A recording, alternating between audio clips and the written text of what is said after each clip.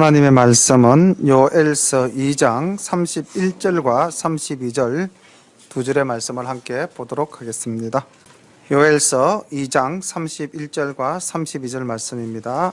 여호와의 크고 두려운 날이 이르기 전에 해가 어두워지고 달이 핏빛같이 변하려니와 누구든지 여호와의 이름을 부르는 자는 구원을 얻으리니 이는 나 여호와의 말대로 시온산과 예루살렘에서 피할 자가 있을 것이며 남은 자 중에 나 여호와의 부름을 받은 자가 있을 것임이니라. 아멘. 이제 오전에 우리가 여호와의 날, 크고 두려운 날, 심판의 날에 대해서 말씀을 봤는데 오늘은 2장 18절부터 이제 그날, 그 여호와의 날에 믿지 않는 자는 심판의 두려운 날이지만 우리에게는 하나님과 만나서 기쁨으로 영광의 자리에 올라가는 그런 구원의 날이 될 줄로 믿습니다. 18절부터 말씀을 보겠습니다. 2장 18절입니다. 그때에 여호와께서 자기 땅을 위하여 중심이 뜨거우시며 그 백성을 긍휼히 여기실 것이라. 그때가 언제입니까? 그렇죠. 옷을 찢을 때가 아니라 마음을 찢어서 주님께 돌아오는 그때에 하나님께서 자기 땅을 위하여 중심이 뜨거우시며 그 백성을 긍휼히 여기실 것이라. 하나님의 사랑이 넘쳐나심을 볼 수가 있습니다. 여호와께서 그들에게 응답하여 이르시기를 내가 너희에게 곡식과 새 포도주와 기름을 주리니 너희가 이로 인하여 흡족하리라.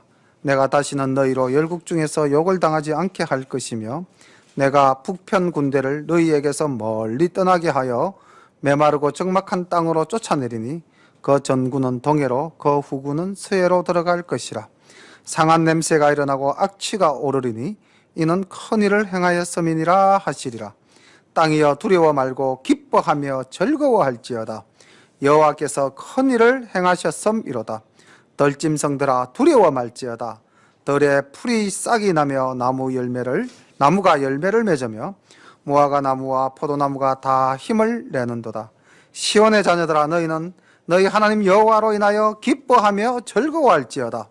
그가 너희를 위하여 비를 내리시되 이런 비를 너희에게 적당하게 주시리니 이런 비와 늦은 비가 전과 같을 것이라. 마당에는 밀이 가득하고 덕에는 새 포도주와 기름이 넘치리로다. 내가 전에 너희에게 보낸 큰 군대 곧 메뚜기와 넛과 황충과 팥종이에 먹은 횟수대로 너희에게 갚아주리니 너희는 먹되 풍족히 먹고 너희를 기이히 대접한 너희 하나님 여호와의 이름을 찬송할 것이라. 내 백성이 영영이 수치를 당치 아니하리로다. 그런즉 내가 이스라엘 가운데에서 너희 하나님 여호와가 되고 다른 이가 없는 줄을 너희가 알 것이니라. 내 백성이 영영이 수치를 당치 아니하리로다. 아멘. 하나님과 우리의 회복관계가 이렇게 아름답게 묘사되어진 내용도 또 그렇게 많지는 않습니다. 우리가 전편에 살펴본 그 황량하고 메말랐던 그 메뚜기 떼에 의해서 모든 것이 다 사라진 그 땅과 비교해 보면은 얼마나 복된 땅입니까? 우리가 어제까지 그런 황량한 땅에서 살았다면은 오늘 이후로는 이런 물된 동산과 같은 회복되어진 땅에서 사시기를 소망합니다. 여호와의 날의 징벌 이후에 회개한 선민을 향해서 베푸시는 여호와의 회복의 약속이 제시되어진 부분으로서 19절부터 20절까지에는 회개한 선민을 향하여 하나님께서 긍휼을 베푸시고 이제 그들을 괴롭혔던 북방군대, 메뚜기대, 대적들을 추방하실 것을 약속해 주셨습니다. 그리고 21절과 24절에서는 회개한 선민, 하나님과의 관계가 회복되니까 이제 무엇과의 관계도 회복됩니까? 이제 땅과 자연과의 관계도 회복이 되죠. 회개한 선민에게 자연과의 관계가 회복되어 풍요와 복락을 누리게 할 것을 우리 하나님께서 약속해 주시는 장면이었습니다.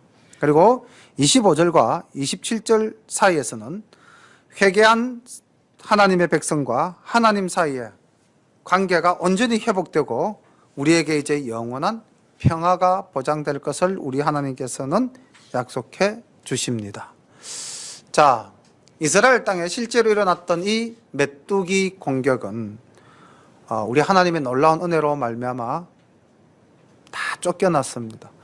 그렇다면은 이거는 뭐 그냥 그 당시 이스라엘에만 있었던 일이 아니고 사실은 오늘날 우리를 엄습했던 그런 메뚜기 때도 어떻습니까? 이제는 하나님께서 다 물리치실 줄로 믿습니까?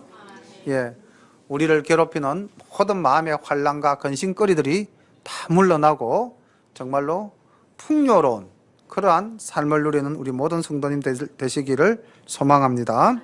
28절에는 더 놀라운 언약의 말씀이 있습니다. 하나님께서 우리를 얼마나 사랑하시느냐면요, 대단한 선물을 우리에게 또 부어주십니다. 28절 보겠습니다. 그 후에 내가 내 신을 만민에게 부어주리니. 무엇을 부어주신다고요? 제 신 뭡니까? 성령님이죠. 성령님. 예, 하나님의 영, 성령. 그 후에 내가 성령을 누구에게? 자, 이게 희한하죠. 지금 이때까지 대상이 누구였습니까? 이스라엘 백성이었죠. 근데 이 28절에서는 누구에게죠? 만민에게. 유대인뿐만 아니라 우리 하나님은 모든 이의 하나님이심을 선포하고 있는 겁니다. 그래서 우리가 이 신약 시대, 새로운 약속의 시대를 살아가는 우리에게 하나님의 거룩한 영이 우리에게 임하는 줄 믿습니다. 그 후에 내가 내 신을 만민에게 부어주리니 너희 자녀들이 장래 일을 말할 것이며 너희 늙은이는 꿈을 꾸며 너희 젊은이는 이상을 볼 것이며 그때에 또 내가 또 내 신으로 남종과 여종에게 부어줄 것이며. 참 이 말씀이 우리에게 힘이 되지 않습니까? 우리 장로님에게는 제일 큰 힘이 되죠. 우리 김용학 집사님, 안경희 사모님, 여기 뭐라고 그러셨냐면요, 너희 늙은이는 꿈을 꾸며. 꿈이 있으십니까? 없으십니까? 없으십니까? 우리가 그렇죠. 나이는 비록 많이 먹었지만 내 마음속의 생각은 늘 젊습니다. 그래서 우리는 꿈을 꿉니다. 내일이 있다. 예. 오늘보다 더 나은 내일이 있다라고 우리가 꿈을 꾸면 그 꿈은 어떻게 됩니까? 이루어집니다. 하나님께서는 성령님을 우리에게 부어주셔가지고 나이가 비록 늙었다 할지라도 너희는 꿈을 꾸라. 사실 우리가 하나님 앞에서 나이 탓하면 안 되죠. 그렇습니까? 안 그렇습니까? 창세전부터 영원 무궁하신 그날까지 계실 우리 하나님 앞에서 내 나이가 어때서 이러면 큰일 나죠. 예, 예수 믿기 딱 좋은 나이인데. 예. 너희 늙은이는 꿈을 꾸며 너희 젊은이는 이상을 볼 것이며, 예, 너희 자녀들은 장래 일을 말할 것이다. 우리에게는 비전이 있습니다. 저도 꿈을 꿉니다. 예, 진짜 제가 목사가 되겠다 꿈은 40대부터 꾸면서 준비를 했거든요. 10년을 내다보고 제가 꿈을 꿨습니다. 제가 이제 70살까지, 우리가 이제 목사 정년이 70 아닙니까? 힘 닿는 대로 열심히 하나님 일하고 70부터 80살까지 또 할 꿈을 꾸고 있어요. 예, 캠핑카를 하나 사가지고 예, 전국을 돌아다닐 겁니다. 예. 바닷가에 집 짓는다. 그거는 또 그 꿈은 제가 생각할 때 목회 도중에 바닷가에 집 지가지고 우리 교인들이 와서 기도하는 기도처로 만들어집니다. 예. 제 시골에 땅이 있거든요. 나중에 우리 교인들 다 모시고 갈 겁니다. 거기서 자리를 고르세요. 어디에 뉘워드릴까요? 제가 누울 자리까지 다 봐놨습니다, 지금. 아유, 하나님이 준비를 철저히 시켜주시더라고요. 진짜 봄 되면은 그 산 언덕 꼭대기까지 차가 올라가거든요. 그래서 이제 제가 땅을, 우리 장로님도 아직 못 보셨죠? 보셨습니까? 예, 내가 몇 번 모시고 가려고 했는데 안 가시려고 하시더라고. 근데 경상남도 고성군 마안면 보절리 산 21-1번지 800평 땅입니다. 원래 제가 1000평을 받았는데 아버지가 누워 계셨던 유택이에요. 근데 이제 그때 당시는 그 땅이 성묘하러 가기가 너무 힘든 길, 진짜 꼴짝이라서 도저히 갈 수가 없어서 아버지 묘를 좀 편한 곳으로 이제 이장을 하고 그 땅을 묵혀뒀는데, 어느 날 마동호라는 담수호를 만들면서 그 산을 잘라가지고 흙과 돌을 캐내어서 이제 댐을 막고 그 자리가 평평해지면서 그 산꼭대기, 옛날에 아버지 딱 누우셨던 그 자리까지 차가 딱 올라가게 돼 있어요. 지금 진짜입니다. 봄 되면 제가 모시고 갈 겁니다. 하루 야외 예배를 거기서 드릴 겁니다. 그리고 이제 2부 순서로 풀백 이런 거 시킬 겁니다. 근데 거기에 제가 이제 이게 개발이 되면 나중에 여기 손을 못 대겠더라 싶어가지고 가족 묘지를 딱 만들어 놨어요. 국립묘지처럼 이렇게. 그 당시는 참 깔끔하게 잘 만들어놨는데 몇 년을 돌보지 않아가 지금 좀 많이 황폐해졌는데, 제가 생각할 때 우리 교회에서 저하고 이렇게 개척 같이 하시고 신앙생활 하실 분들 돌아가시면은 거기다 딱 이렇게 국립묘지식으로 이렇게 딱 다 해드릴 겁니다. 진짜로. 저를 떠나가면 손해봅니다. 어쨌든 저하고 있어야 됩니다. 그럼 이제 우리가 부활할 때 같이 딱 그 자리에서 부활할 거 아닙니까? 얼마나 멋집니까? 예. 그래서 저는 이렇게 항상 꿈을 꿉니다. 그러니까 꿈을 꾸니까 다 이루어주시더라고요. 예. 그 옆에 별장 지을 겁니다. 그 만들어 놓은 옆에 땅을 좀 밀어가지고, 지금 제 생각에는 한 5평짜리 컨테이너 하우스나 6평짜리 컨테이너 하우스 딱 갖다 놓고 어느 가정이든지 가서 뭐 하룻밤 자고 기도하고 돌아오실 수 있도록, 또 저도 말씀 묵상하러 가든지, 그래서 그런 공간을 지금 분명히 계획하고 있습니다. 그리고 70살 이후도 지금 꿈꾸고 있습니다. 건강하게 잘 70살까지 목회 잘하고 10년간 하나님이 만들어 놓으신 이 땅을 구석구석 돌아보면서 구경하리라. 지금은 뭐 우리가 도저히 뭐 어디를 잘 못 가지만은 그때는 가능하지 않겠는가. 또 압니까? 성도님들이 또 저를 좀 더 불쌍하게 여기서 70살 너무 늦습니다. 65살에 나가세요 그러면은 또 65살에 나가서 또 땡겨질 수도 있겠죠. 어쨌든 꿈을 꾸시기 바랍니다. 좋은 꿈, 아름다운 꿈, 하나님께서 우리에게 열어주시는 그런 멋진 이상들을 꿈꾸시면 이루어 주실 줄로 믿습니다. 저는 오늘 이제 우리 한 분이 오시지 않았습니까? 그 성함이 또 안 계신데 제가 이름을 또 밝혀서 좀, 그래도 다음에 오시면은 장은희 집사님입니다. 장은희 집사님. 다른 교회 다니시다가 좀 상처를 받으셔가지고 지금 쉬고 계신다 그러더라고요. 그러니까 너무 쉬면은 내가 교회를 또 못 갈지도 모르겠다. 남편이 안 믿으신대요. 그래서 어쨌든 새해 첫 주 교회를 가야 되는데 우리 진윤식 집사님이 그 집에다가 떡을 전했답니다. 근데 그 떡을 드시면서 우리 교회가 이제 거기 그때 우리 그 부짓 아닙니까? 그걸 보시고 이제 열린 교회를 왔구나. 그리고 이제 출퇴근길이 우리 교회 옆으로 지나가는데 장로님이 사고 싶어하는 그런 집주인입니다. 그 산 딱비 아래 정원이 있고 마당이 있고 깨끗하게 지어진 집이 딱 2채 있어요. 저쪽에 약수터 쪽에. 그 2집 중에 한 집, 마당에 호수가 있는 집. 작은 연못이 있는 집이라 그러더라고요. 호수가 아니고 작은 연못. 죄송합니다. 그래서 이제 우리 장은희 집사님 오실 줄 꿈에도 몰랐는데 장로님이 기도하셨대요. 하나님 아버지, 오늘 우리 교회에 한 가정이 오게 하여 주시옵소서. 근데 딱 오셨답니다. 한 분이 오셔도 한 가정이 오신 거 아닙니까? 그죠? 그러니까 기도하고 꿈을 꾸면 이루어지는 겁니다. 장로님이 또 꿈꾸고 있지 않습니까? 어신여중 강당에 십자가를 달고 예배드리게 하옵소서. 이루어질 줄로 믿습니다. 교회가 지금 작아도 우리가 꾸는 꿈은 원대합니다. 그래서 우리가 여기 이 말씀 28절 이 말씀은 참 우리가 가슴속에 딱 묻어 넣기 바랍니다. 하나님의 영을 우리에게 부어주시니까 우리는 장래일도 말할 수 있고, 우리 나이가 먹어도 꿈을 꾸고, 또 젊은이들은 이상을 보며, 그때에 내가 또 남종과 여종에게 성령을 물 붓듯이 부어주시겠다.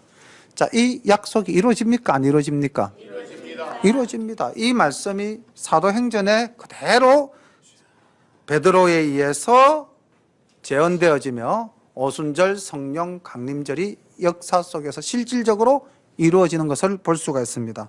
사도행전 2장 보면은 그런 말씀이 그대로 연결됩니다. 2장 14절부터 21절 사이에 있는 베드로의 설교 속에 이 베드로가 요엘서의 이 말씀을 인용을 합니다. 그러니까 우리가 신약을 정확하게 알려면 뭘 알아야 됩니까? 구약을 알아야 됩니다. 그 다음 지금 제가 읽어드리는 말씀 30절, 내가 이적을 하늘과 땅에 베풀리니 곧 피와 불과 연기 기둥이라.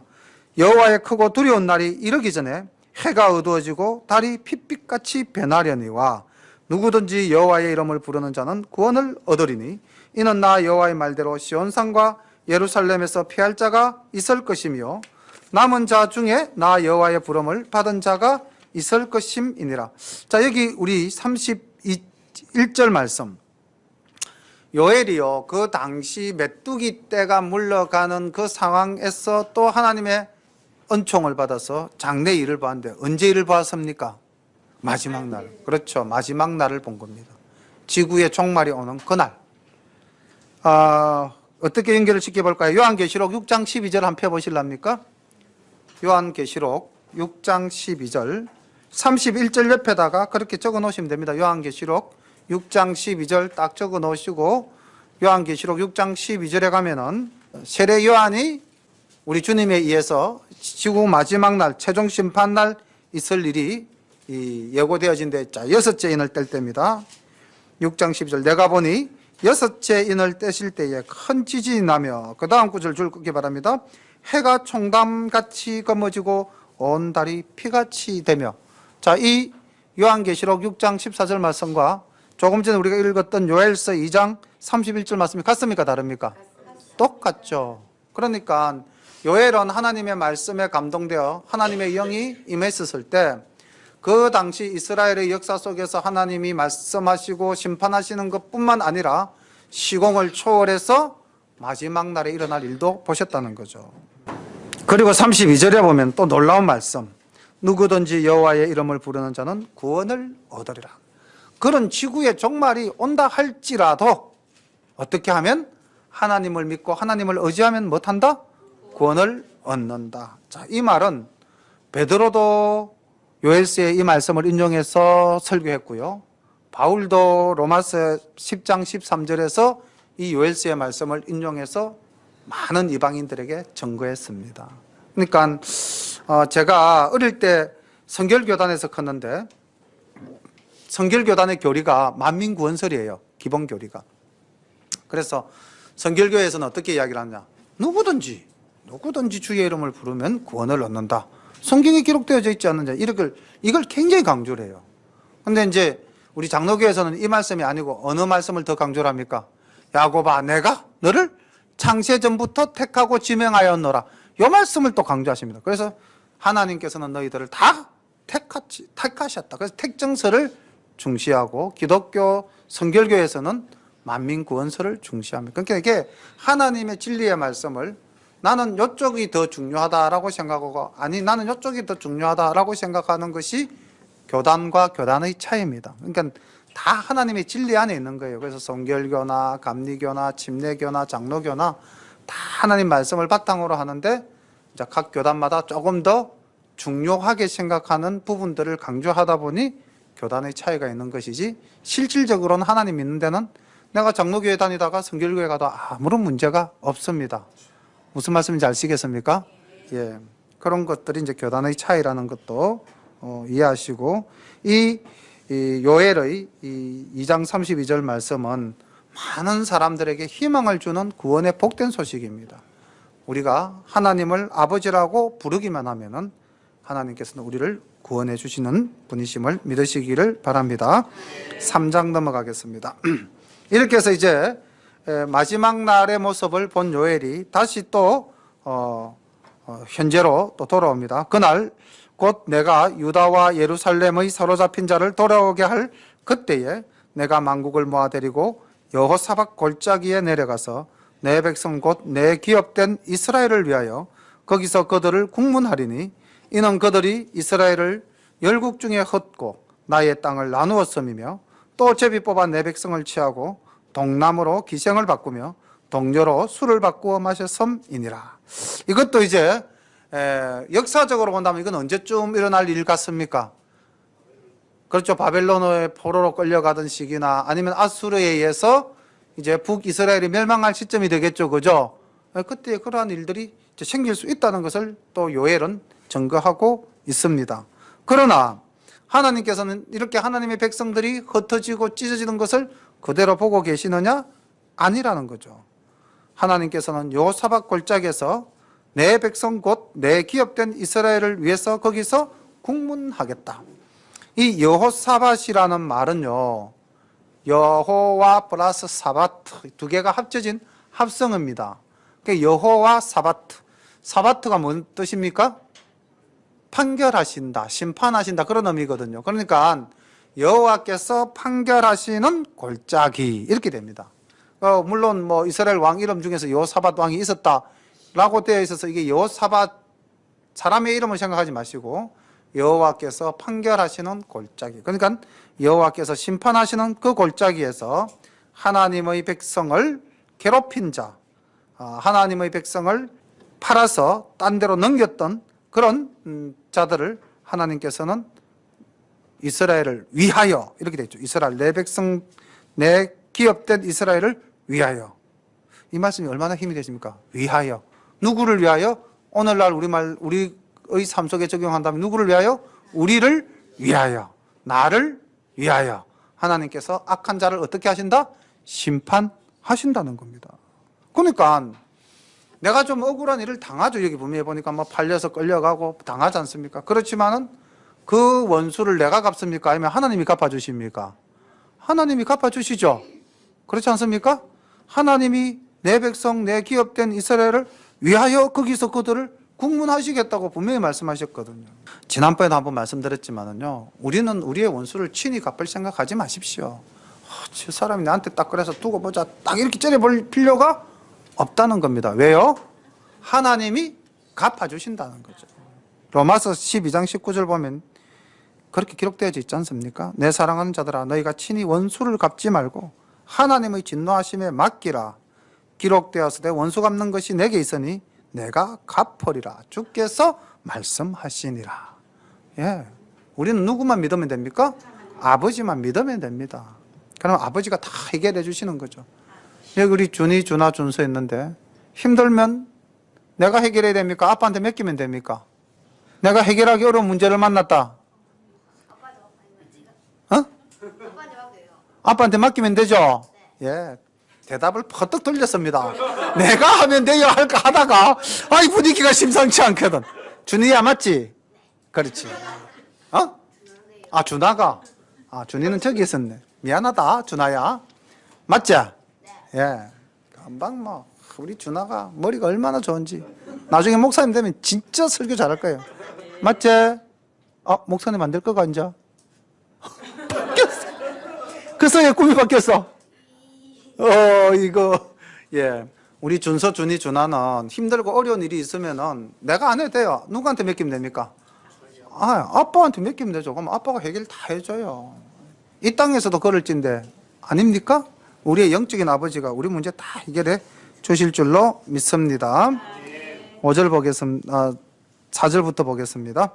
두로와 시돈과 블레셋 사방아, 너희가 나와 무슨 상관이 있느냐? 너희가 내게 보복하겠느냐? 만일 내게 보복하면 너희의 보복하는 것을 내가 속속히 너희 머리에 돌리리니 곧 너희가 내 은과 금을 취하고 나의 진귀한 보물을 너희 신궁으로 가져갔으며 또 유다 자손과 예루살렘 자손들을 헬라 족속에게 팔아서 본 지경에서 멀리 떠나게 하였음이니라. 자, 이렇게 앞으로의 또 이스라엘이 장차 당할 고난도 보여주시긴 하지만은 하나님께서는 그러나 이 백성을 위해서 내가 그들에게 복수를 친히 해 주시겠다고 말씀하십니다. 여기 두로와 시돈, 블레셋, 너희들이 내 은금을 가져갔고 나의 보물을 너희 신궁으로 가져갔고 나의 자손과 예루살렘 자손들을 다른 족속, 헬라 족속에게 팔아서 본지경에서 멀리 떠나게 하였지만은 내가 너희들에게 보복하겠다. 주님께서 이렇게 말씀하십니다. 7절 보십시오. 보라 내가 그들을 너희가 팔아 이르게 한 곳에서 일으켜 나오게 하고 너희의 행한 것을 너희 머리에 돌려서 너희 자녀를 유다 자손의 손에 팔리니 그날은 그들은 다시 먼 나라 서바 사람에게 팔리리라. 나 여호와가 말하였노라. 너희는 열국에 이렇게 광포할지어다. 너희는 전쟁을 준비하고 용사를 격려하고 무사로 다 가까이 나와서 올라오게 할지어다. 너희는 보섭을 쳐서 칼을 만들지어다. 낫을 쳐서 창을 만들지어다. 약한 자도 이르기를 나는 강하다 할지어다. 사면의 열국아 너희는 속히 와서 모일지어다. 여호와여 주의 용사들로 거리로 내려오게 하옵소서. 이 말 무슨 말이냐면 좋다. 너희가 나를 대적해서 한 붙어로 오너라. 이게 반대로 되어져 있습니다. 원래는 하나님께서 무기를 쳐서 뭘 만들게 합니까? 낫을 만들게 하고, 그렇죠? 칼을 쳐서 보습을 만들게 하죠. 근데 여기서 지금 뭐라고 하냐면 낫을 쳐서 칼을 만들고 보석을 쳐서 창을 만들어 이렇게 돼 있죠. 좋다. 너희가 가진 모든 역량을 다 동원해서 나에게 한번 덤벼봐라. 내가 너희들을 산산히 깨트려 주겠다. 하나님의 능력을 강조하는, 다시 말하면은 하나님에게 대적하는 원수들을 요엘이 비웃음의 반대로 역설적으로 비웃는 표현으로 반어적 표현으로 정리를 해놓은 것이다라고 보시면 되겠습니다. 너희들이 그렇게 무기를 만들고 나에게 온다 할지라도 내가 너희들을 다 치겠다는 거죠. 보십시오. 12절 열국을 동하여 요사박 골짜기로 올라올지어다. 내가 거기 앉아서 사면의 열국을 다 심판하리로다. 너희는 낫을 쓰라. 곡식이 익었도다. 와서 밟을지어다. 포도주의 틀이 가득 차고 포도주 덕이 넘치니 그들의 악이 크미로다. 그러니까 이런 악을 품고 악을 가지고 살아온 너희 이 세상의 모든 악한 것들 다 이 요사박 판결의 골짜기로 올라오너라. 내가 너희들을 다 쳐서 심판하겠다는 거죠. 자, 이 내용은 또 요한계시록하고 연결이 됩니다. 요한계시록 14장을 한번 우리 넘어가 볼까요? 요한계시록 14장 14절 한번 보겠습니다. 우리가 요한계시록도 결국은 요한이 그 당시 알고 있었던 구약 성경의 말씀과 하나님의 보여주시는 모습을 연결해서 기록을 했기 때문에 우리가 구약을 잘 알면은 계시록도 또 쉽게 또 이해할 수 있습니다. 요한계시록 14장 14절 내가 보니 흰 구름이 있고 구름 위에 인자와 같은 이가 앉으셨는데 그 머리에는 검물류관이 있고 그 손에는 예리한 낫 이 낫을 가졌더라. 또 다른 천사가 성전으로부터 나와 구름 위에 앉은 이를 향하여 큰 음성으로 외쳐 이르되 당신의 낫을 휘둘러 주소서. 휘둘러 거두소서. 땅의 곡식이 다 익어 거둘 때가 이르렀음이니이다. 하니 구름 위에 앉으시니가 예리한 낫을 땅에 휘두르매 땅의 곡식이 거두어지니라. 이것은 이제 익은 곡식, 알곡, 하나님의 선민, 택한 백성 하나님께서 구원하십니다. 그래서 택한 백성은 구원하고 그 다음 악인을 심판하는 장면이 17절부터 또 나옵니다. 그러니까 여기 13절 전반부에 보면은 낫을 쓰라 곡식이 익었도다. 요거는 이제 선민에 대한 구원이라면은 그 다음 포도주 털에 대한 이야기가 17절부터 또 연결됩니다. 보겠습니다. 또 다른 천사가 하늘에 있는 성전에서 나오는데 역시 예리한 낫을 가졌더라. 또 불을 다스리는 다른 천사가 제단으로부터 나와 예리한 낫 가진 자를 향하여 큰 음성으로 불러 이르되 너희의 예리한 낫을 휘둘러 땅의 포도송이를 거두라. 그 포도가 익었느니라 하더라. 천사가 낫을 땅에 휘둘러 땅의 포도를 거두어 하나님의 어디에? 진노의 큰 포도주 틀에 던지매 성 밖에서 그 틀이 밟히니 틀에서 피가 나서 말굴레까지 닿았고 1600 스타디온에 퍼졌더라. 이 악인들의 심판이 얼마나 광범위하였느냐면 엄청난 넓이의 땅까지 포도주의 물이 튀어서 흘렀다는 거죠. 여기 지금 보니까 포도주 틀이 가득 차고 포도주 독이 넘치니 그들의 악이 크미로다. 하나님께서는 결국 요사박 골짜기에서 선민은 구원하시고 악한 자는 심판하신다. 이것이 또 요한계시록에서 이 말씀이 그렇게 또 적용이 되어지고 있는 것을 볼 수가 있습니다. 14절 사람이 많음이여 판결 골짜기에 사람이 많음이여 판결 골짜기에 여호와의 날이 가까움이로다. 해와 달이 캄캄해지며 별들이 그 빛을 거두도다. 요한계시록에 있었던 말씀대로죠. 나 여호와가 시온에서 부르고 예루살렘에서 목소리를 발하리니 하늘과 땅이 진동되리로다. 그러나 나 여호와는 내 백성의 피난처 이스라엘의 산성이 되리로다. 자, 이렇게 심판하시는 가운데서도 누구에 대해서는 이스라엘 자손에게 대해서는 뭐라고? 피난처가 되시고 산성이 되시겠다고 약속하고 계십니다. 그런즉 너희가 나는 내 성산 시온에 거하는 너희 하나님 여호와인 줄 알 것이라. 예루살렘이 거룩하리니 다시는 이방 사람이 그 가운데로 통행하지 못하리로다. 그날에 산들이 단 포도주를 떨어뜨릴 것이며 작은 산들이 젖을 흘릴 것이며 유다 모든 시내가 물을 흘릴 것이며 여호와의 전에서 샘이 흘러나와서 시딤 골짜기에 대리라. 자, 이 18절 말씀은요, 엄청난 축복이 네 가지로 제시되어지고 있습니다. 하나님께서 우리에게 복을 주신데 얼마만큼 주시느냐? 산마다 포도주가 떨어진다. 그러니까 곡식이 포도가 무르익어서 넘친다는 것이죠. 그다음 또 작은 산들마다 젖을 흘릴 것이며 젖과 꿀이 흐르는 땅. 그리고 유다의 모든 시내가 물을 흘릴 것이며 유대 땅은 물이 있어야만 마을이 형성이 됩니다. 그만큼 물이 귀한 동네죠. 근데 골짜기마다 물이 흐르고 그다음 여호와의 전에서 샘이 흘러나와서 시딤 골짜기에 되리라. 이 시딤이라는 것은 아카시 나무인데 우리나라에 있는 아카시아 나무하고는 조금 성격이 다른 형태인데 비슷한 수종으로 보시면 됩니다. 척박한 땅에서도 제일 잘 자라는 것이 아카시아죠. 그래서 우리나라에도 처음에 산림녹화 사업을 할 때 박정희 대통령이 우리나라에 아카시아 나무를 심었어요. 왜냐하면 마른 땅에도 이 안은 잘 크니까. 그런데 이제 세월이 흐르면서 수종을 바꿨죠. 이제는 어느 정도 산림이 우거지고 물이 생기니까 이제 아카시아 베고 그 자리에 다른 대체수를 이제 심었는데 시딤 골짜기, 그냥 아주 척박한 땅에 여호와의 전에서 흘러나온 물이 풍족히 적신다는 이야기죠.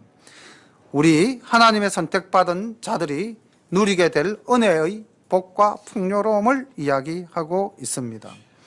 하나님의 전에서 물이 흘러나온다라는 이 이야기는 스가랴서 14장 8절과 에스겔서 47장 1절부터 그 이후에도 계속해서 언급되어지고 있는데요.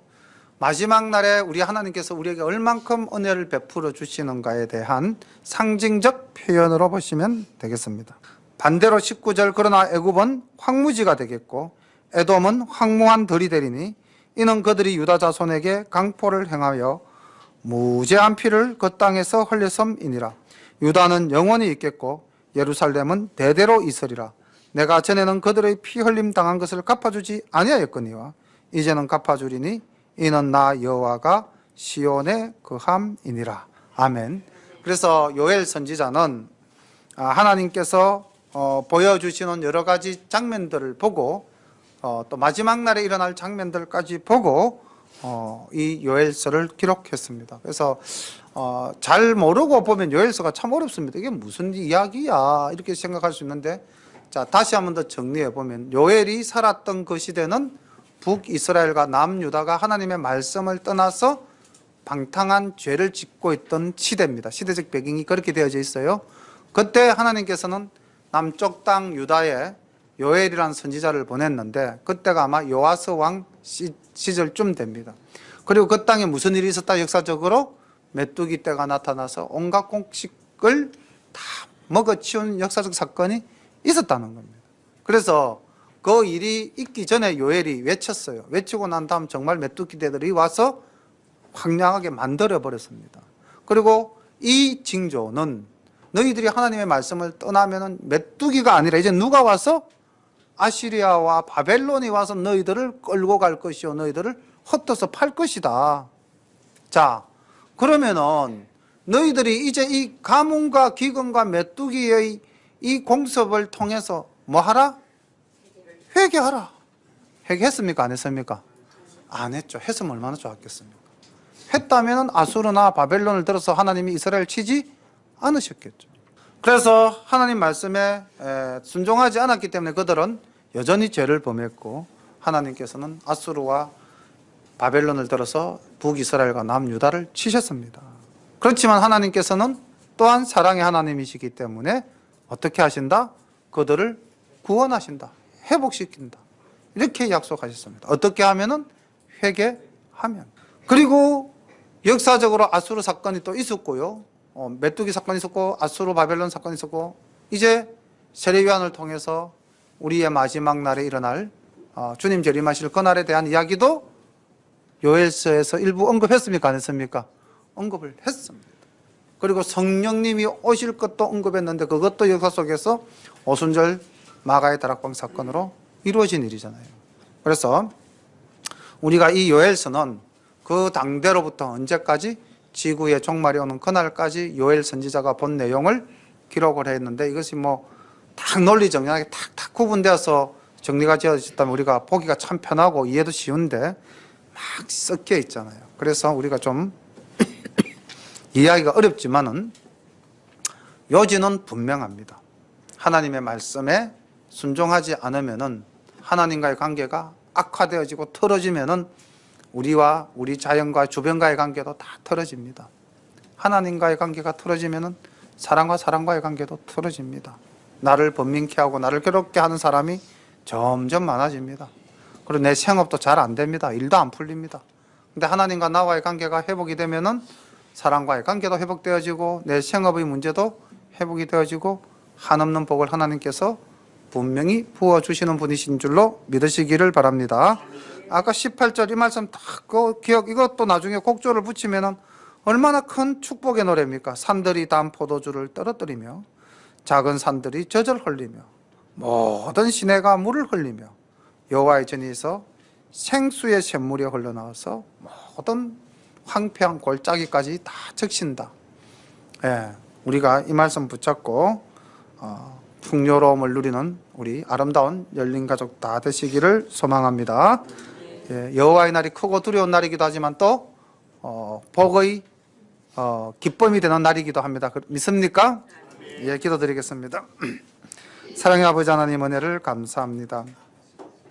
하나님께서 사랑하는 이스라엘 백성들을 위하여서 여호사밧 판결의 골짜기에서 신문하시겠다고 말씀하시고 우리에게 젖과 꿀이 흐르는 땅을 다시 회복시켜 주겠다고 약속하시니 하나님이 우리의 대적을 갚아주시고 하나님께서 우리에게 한없는 은혜를 내려주실 줄로 믿습니다.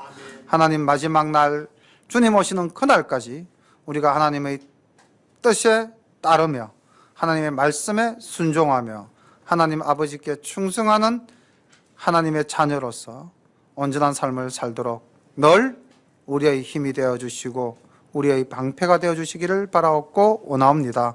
오늘도 주님께서 기쁨의 복된 소식을 주심을 감사하옵고 예수님 이름 받들어 감사하며 기도드립니다. 아멘.